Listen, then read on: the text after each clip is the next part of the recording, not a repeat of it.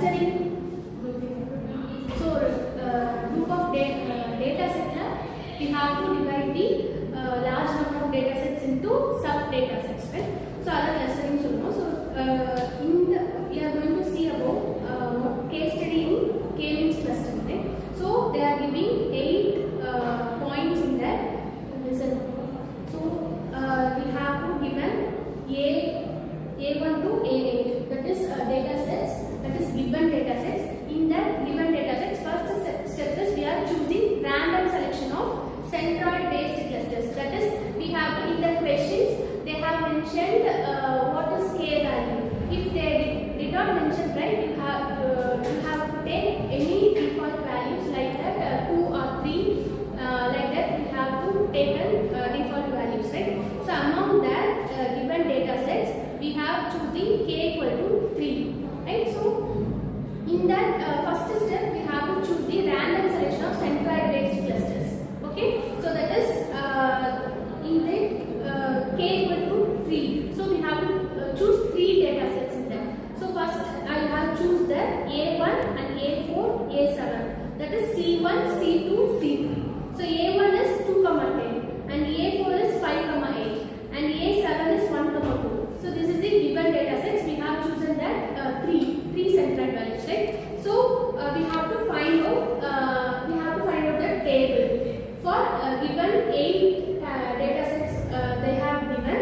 So among that A1 and C1, we have to find out the distance between A1 and C1. Okay, so A1 value is 2, 10 and A2, A3, A4, A5, A6, A7, A8, right? So 8 data sets we have mentioned in this table, and C1 is what we have to choose 3 types of 3 central values we have chosen in that data set, right? So that is C1, C2, C3. A1 value is C1 and A4 value is C2 and A7 value is C3. So by using these 2 values, we have to find out the new centroid values. We have to update the centroid values. So after that updating centroid values, we have to assign the cluster. So which one is minimum value? That is called clustering. Okay. So step 2 is update centroid value. So how will you update means by using this formula, distance formula. How